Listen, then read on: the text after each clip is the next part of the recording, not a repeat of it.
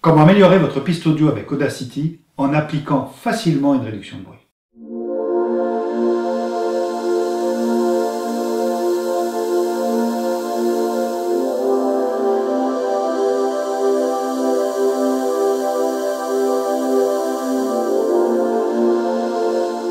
Bonjour, je suis Pascal Espo du blog de l'image et je suis ravi d'être avec vous aujourd'hui dans cette nouvelle vidéo des astuces de pro. Est-ce qu'il vous est jamais arrivé d'avoir une prise de son, une acquisition audio médiocre, d'avoir dans votre piste audio un souffle très présent qui va nuire à la qualité finale de votre film? Eh bien, j'ai une bonne nouvelle pour vous. Vous pouvez régler ce problème facilement en utilisant un logiciel gratuit qui s'appelle Audacity. Cette réduction va s'appliquer en post-production et va réduire toutes les imperfections, souffle, bruit, que vous pouvez avoir. Pour ce faire, vous devez absolument garder avant votre enregistrement ou à la fin un moment où vous ne parlez pas, où il n'y a pas, de manière à ce qu'on puisse prendre l'empreinte des bruits du souffle que vous voulez demander au logiciel de supprimer. Et pour faire une démonstration, aujourd'hui, j'ai utilisé un micro pour cette vidéo qui n'est absolument pas adapté à la situation et volontairement, j'ai fait des réglages de micro totalement erronés. D'ailleurs, si maintenant on écoute la véritable acquisition audio sans retouche en post-production, vous allez vous rendre compte que le souffle est présent, que le bruit est désagréable, alors que la même prise de son, c'est la même. Après réduction de bruit dans Audacity, vous voyez la différence. Donc, maintenant retrouvons-nous dans le logiciel pour voir comment nous réglons ce problème de souffle ou de bruit trop présent. Bon, maintenant nous allons voir comment traiter notre piste audio avec Audacity. Alors pour aller déjà télécharger le logiciel, vous tapez Audacity et vous tombez tout de suite sur le site. Et vous voyez que vous pouvez le télécharger pour Windows, pour Mac et pour Linux tout simplement. Bon, je vais aller ouvrir donc mon Audacity. Voilà, je vais aller chercher un fichier. Donc moi je fais un POM-O, mais bon, vous pouvez le faire sous fichier, et je crois que c'est CTRL-O pour les PC. Alors de toute manière, on a la même visualisation du logiciel sous Mac PC. Linux, j'ai jamais essayé. Alors quand vous avez une vidéo, vous n'avez pas besoin de faire le moindre transcodage, quoi qu'il caisse.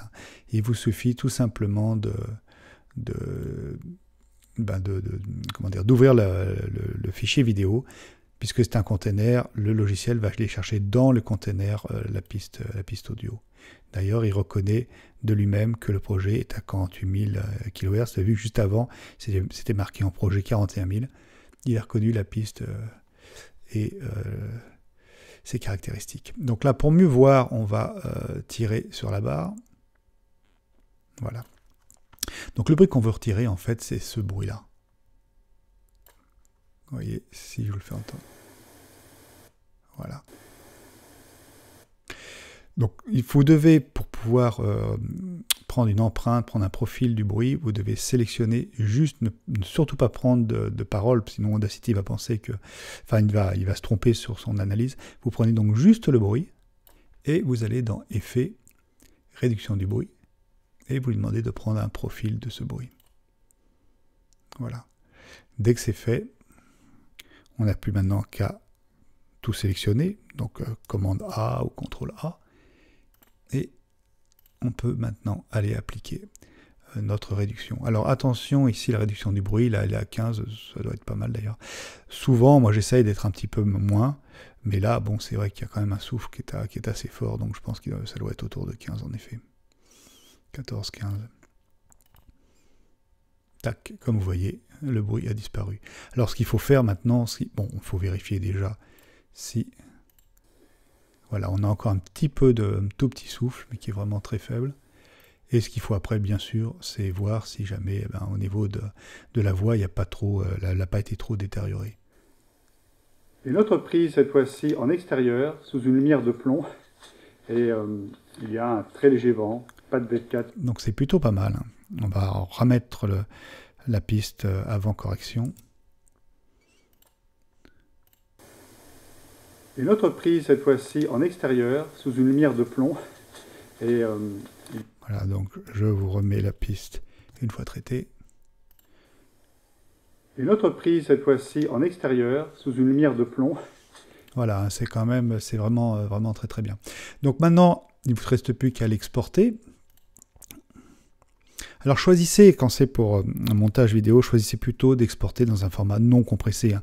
C'est pas la peine de faire un MP3 compressé pour aller après dans le montage, pour qu'il recompresse encore dans le montage, etc., etc. Donc il vaut mieux sortir un non compressé et laisser à votre logiciel qui moulinera votre film final, qui fera le rendu, eh bien lui laisser le choix de compresser une fois pour toutes l'audio et la vidéo. Donc pour ça, moi, vous pouvez avoir un wave directement 16 bits, bon, très bien. Hein. Sinon, si vous voulez avoir un wave pour certains logiciels ou pour certains types de sorties, si on vous demande un wave 24 bits, il suffit de faire option, d'aller chercher, bon là il est déjà paramétré comme ça évidemment, mais il suffit d'aller chercher wave Microsoft et là, vous aurez la possibilité donc d'avoir le 24 bits. Hein. Donc voilà, on met un petit ODA par exemple derrière pour se rappeler que c'est le fichier traité, enregistré. Et voilà, notre fichier donc va arriver. Notre fichier web arrive. Alors un petit détail, si vous voulez utiliser le logiciel pour des podcasts, enfin pour sortir de MP3, le MP3 n'est pas, l'encodeur n'est pas chargé directement dans Audacity, j'imagine pour des histoires de droit d'auteur. Donc, mais Audacity est déjà prévu pour. Hein, donc vous allez dans Préférences, dans Bibliothèque.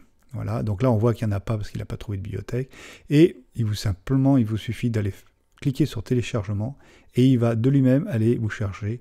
Voilà, hop, il fait les liens et il va vous chercher les encodeurs donc pour Windows, Mac, etc. Donc une fois que vous les avez téléchargés, elles s'installent normalement ici. Vous voyez l'encodeur qui apparaît là et voilà. Et après, lorsque vous faites un export audio, eh bien vous avez le MP3 qui apparaît. Moi, je ne l'ai pas mis parce que je me sers que pour faire du web. Une autre prise, cette fois-ci en extérieur, sous une lumière de plomb. Et il y a un très léger vent, pas de V4 sur le supercardioïde. Donc normalement, on devrait avoir beaucoup plus de souffle que ce que l'on avait en studio. C'est assez amusant d'ailleurs d'essayer de chercher une situation où au contraire, on va abîmer la piste audio de manière à pouvoir travailler sur la réduction de bruit. J'espère que cette astuce vous rendra service. Bon, ça ne nous empêche tout de même pas de bien placer vos micros et de bien régler votre matériel.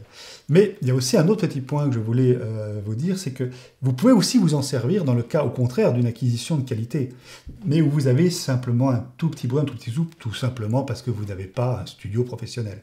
Et dans ces cas-là, comme vous demandez à Audacity de faire une correction sur une toute petite c'est sur un tout petit problème, et va le retirer très facilement. Vous allez pouvoir l'appliquer sans appliquer un pourcentage, un réglage puissant, donc vous n'allez pas du tout abîmer votre voix, et on va avoir l'impression que vous avez tourné votre film dans un studio professionnel. Donc c'est aussi une solution qui peut être intéressante à faire. En tout cas, je vous engage à l'essayer. Je vous donne rendez-vous la semaine prochaine pour une nouvelle astuce de pro.